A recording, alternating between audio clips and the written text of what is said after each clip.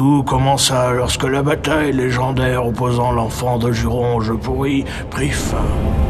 J'aurais aimé que ça se passe comme un conte de fées, mais la réalité est bien souvent plus sombre que le voile de la mort lui-même. Quoi? Terrassé par les terribles forces obscures... Attendez, c'est la même personne, ça? Il ressemble pas du tout. Ne me coupe pas, hein? La ferme! Me coupe pas! Et comment tu peux voir mon flashback en plus? Non, bref. L'enfant de Juron fut vaincu.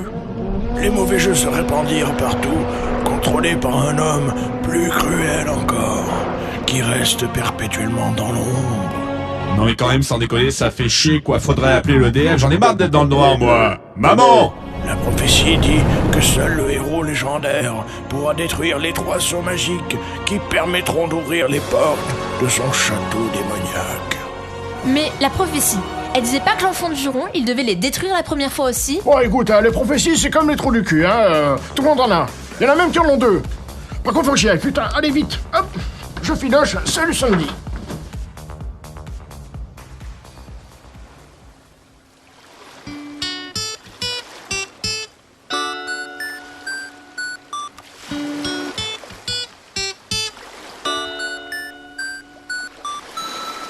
Un, 2, 3, 4.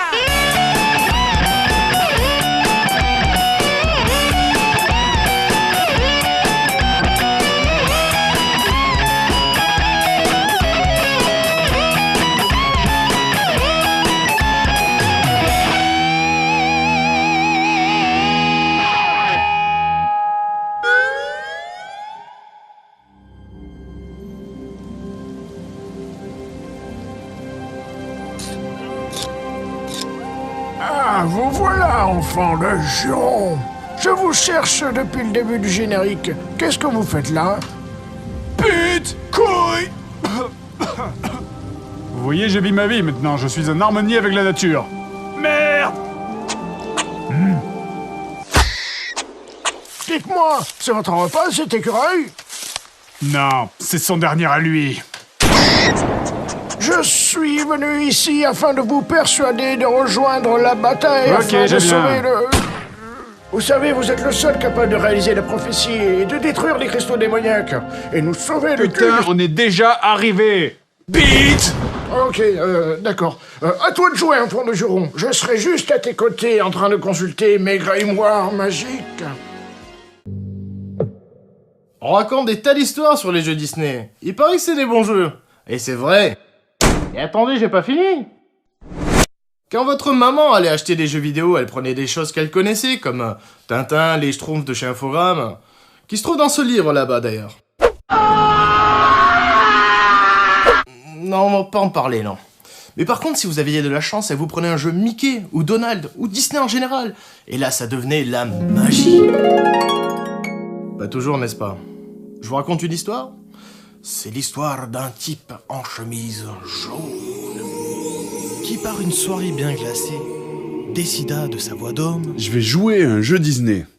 Alors, sans chichi ni blabla, il attrapa la Belle et la Bête et lança avec fracas un... Ta gueule, le poète! Bon, ça y est, elle est partie, la voix off, là? Lumos Maxima. Lumos... Ah, c'est de la merde, ces répondeurs téléphoniques. Conseiller. Allô? Je n'ai pas saisi le message. Harry Potter, vous avez été reçu au lycée de sorcellerie. Veuillez vous présenter demain avec... Une photo d'identité, un justificatif de domicile et un chèque de 42 € pour la vie scolaire.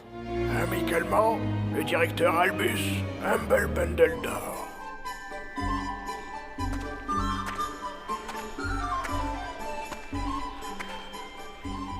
C'est donc ici, Poudlard. Pas du tout, c'est le lycée magique public Georges Pompidou. Enchanté, je suis Texas Granger. Et toi, tu es... Henry Potter. J'ai pas assez d'argent pour aller dans un vrai lycée, du coup je me retrouve ici. J'ai même pas les 42 € pour la vie scolaire. Tu es un boursier, Henri. Vous auriez pas une petite pièce?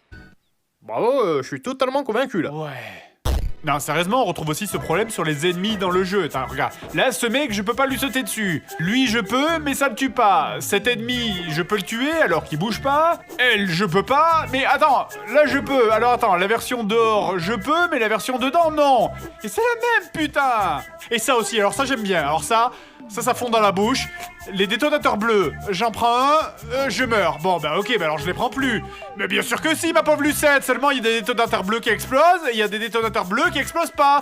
Et qu'il faut absolument ramasser pour pas être bloqué dans le jeu. Voilà. Le foot, c'est démodé, ce qu'ils aiment, là, les enfants de 8 à 12 ans, là. C'est la roulette russe, on le sait tous. Putain, gros doigt, sérieusement. Hein. Les règles changent tout le temps. Ce jeu, il a autant de cohérence qu'un épisode de Salut les musclés. C'est toujours pareil, putain, toujours le même putain de problème. Quand tu établis une règle, tu t'y tiens. Putain, bande de balles chiottes. Le jeu vidéo, c'est comme toutes les autres activités ludiques. C'est pas un monde merveilleux où on emmerde la logique. Le but est refusé parce que je suis fou. Je sens que tout le jeu, ça va être ça. Ah là là, c'est complètement décalé, on est complètement des artistes. Il faut utiliser le bouquet de fleurs trouvé dans la librairie sur le videur pour entrer dans la boîte de nuit. C'est complètement foufou. Je suis totalement déchaîné, je défais un bouton de ma chemise, c'est la folie à son paroxysme. Ça va être marrant, non? Enfin bon, c'est pas très grave, ça fait juste reboucler la musique toutes les secondes et demie. Mais bon, après 4 ans de JDC, ce genre de truc n'a plus aucun impact sur notre santé mentale, n'est-ce pas, Seb? Ouais, c'est clair. T'es ridicule. Et voilà, maintenant c'est la dernière salle qu'on accède en appuyant sur bas, au milieu de rien, c'était la dernière insulte de ce jeu envers vous. Maintenant je suis arrivé ici, j'ai tué mes enfants, j'ai battu ma femme, j'ai démissionné, je me bats contre des yétis, des squelettes, des pirates, des pizzas bleues, des scorpions roses, des tatous volants, des feux follets. Mais je vais finir cette merde! L'ultime merde du Japon! Peu importe si je dois me battre contre des robots ninja pilotés par des lolis de 12 ans avec des couettes bleues, je vais finir ce jeu! Allez! Ah, je m'en fous, j'ai le mot de passe de la salle, je recommence pas au début, allez! Allez, Grenier, vas-y! C'est quasiment impossible, le mot de passe! Vas-y, Grenier! Il y en a partout, il y a des ennemis partout! Allez! Ah! On croit en toi, Grenier! Bon, Grenier! Allez, vas-y! Le trésor! Je vois le trésor! Allez!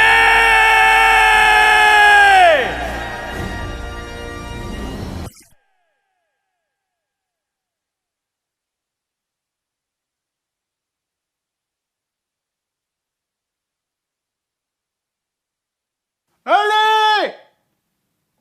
Ah merde, c'est fini?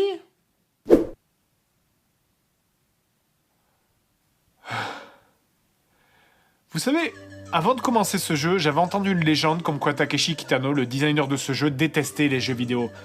Mais non, c'est vrai, il détestait vraiment les jeux vidéo, c'est pas une légende. Et en soi, finalement, ça explique tout. Ce jeu n'est pas horriblement énervant, ce jeu a été conçu pour être horriblement énervant. Il y en a eu d'autres depuis, surtout depuis l'arrivée du net, I Wanna Be The Guy, Cat Mario. Mais lui, c'est vraiment le premier jeu qui a été créé pour se foutre de la gueule des joueurs. Et tous les mécanismes du jeu reposent sur le fait qu'ils ont réfléchi à comment vont réagir les joueurs pour mieux les piéger. Ça se voit dans le fait que ce jeu peut être ou terriblement débile, ou parfois cruellement logique. Tenez par exemple, si vous arrivez sur les îles du Pacifique sans avoir appris à parler la langue locale, vous êtes bloqué sur place parce que vous ne comprenez pas ce que les gens vous disent. Ouais, c'est complètement logique, ouais, mais ce genre de trucs qui sont beaucoup trop logiques pour un jeu vidéo, surtout à cette époque, tu vas les trouver à côté d'autres trucs complètement cons, du genre, si jamais tu n'as pas tabassé le petit vieux qui te donne la carte, il réapparaît à la toute fin pour te voler le trésor. Ce jeu est un troll, et cette fin-là, que vous voyez, elle est du même niveau. Tu t'es vraiment fait chier pour finir ce jeu de merde bouffon? Ok, le prends pas trop au sérieux. Non mais putain, mais fous-moi la paix, je t'ai battu le jeu, Aïe! Pépito? Ça n'est pas possible, tu ne pouvais pas te contenter de mourir. Mais Pépito? Il n'y a pas de Pépito. Mon vrai nom est Granolax. Ah là là là là, au secours. En même temps, dans les mangas, les fins, c'est souvent pas terrible, hein. C'est vrai. Que va faire Grenier? Va-t-il s'en sortir? Vous le saurez au prochain épisode.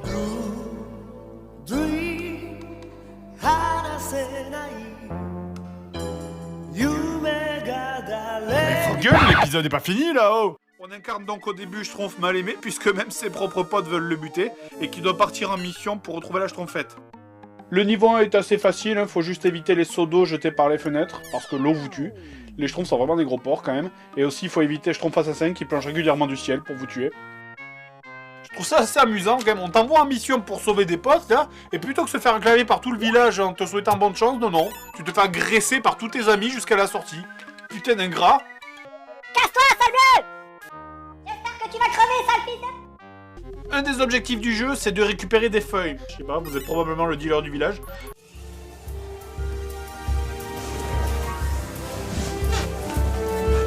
Jurassic Park, c'est juste mon film préféré. En fait, je l'ai vu tellement de fois que je serais capable de vous réciter le script en entier. Il y a eu une flopée de jeux sur ce film et sur quasiment tous les supports. Quand on achète un jeu Jurassic Park, on s'attend quand même à un minimum de qualité, hein, de la part du meilleur film de tous les temps, après tout, c'est normal. C'est vrai que la plupart du temps, ces jeux-là étaient très bons. C'est vrai aussi que des fois, il était un peu moins. Allez, commençons rapidement par passer sur quelques jeux Jurassic Park très connus. Jurassic Park sur Super NES, un jeu qu'un fan m'a redonné, puisque moi je l'avais plus. C'est probablement le plus connu et aussi peut-être le meilleur des jeux Jurassic Park. Ce jeu était extrêmement difficile à boucler à cause de l'absence totale de mot de passe qui en fait t'obligeait à laisser la console allumée pendant des jours si tu voulais le finir. Mais bon, à part ça, il était tout simplement excellent. Il fallait explorer l'île, on ramassait des œufs, on insultait Timmy qui vous gonflait avec ses galiminus, on rentrait dans des bâtiments en vue FPS. D'ailleurs, c'est con de le dire, mais moi, la vue FPS, quand j'étais gosse, ça me faisait flipper, quoi. C'est à cause de ça que j'osais pas y jouer au début. Heureusement, les Raptors étaient très très cons et se contentaient de te regarder de loin, sans rien faire. Salut! Alors, comme ça, t'es un dinosaure, hein? D'accord. Ah, c'est bien. D'ailleurs, je doute que beaucoup de gens aient eu la patience de le finir sur console, parce que c'est vrai que t'étais complètement perdu. Tu savais jamais vraiment où il fallait aller. Allez, il y avait bien tes potes qui te donnaient des indices, mais par contre, à aucun moment tu les vois pour t'aider. Hein. C'est limite si en passant à côté d'un bâtiment, tu les entends pas faire la fête pendant que toi tu risques ton cul dehors. Wow, hey, c'est la fin de l'épisode? C'est un peu brutal, non, quand même? On peut pas avoir un extrait du prochain épisode, au moins? Combien j'ai de doigts? En tout ou Non, mais ta gueule. 3? Bravo, Jean-Yves, c'est toi qui commence. C'est bien, allez. 1, 2, 3, si ça marche pas, ça roule. Allez, Jean-Yves, allez.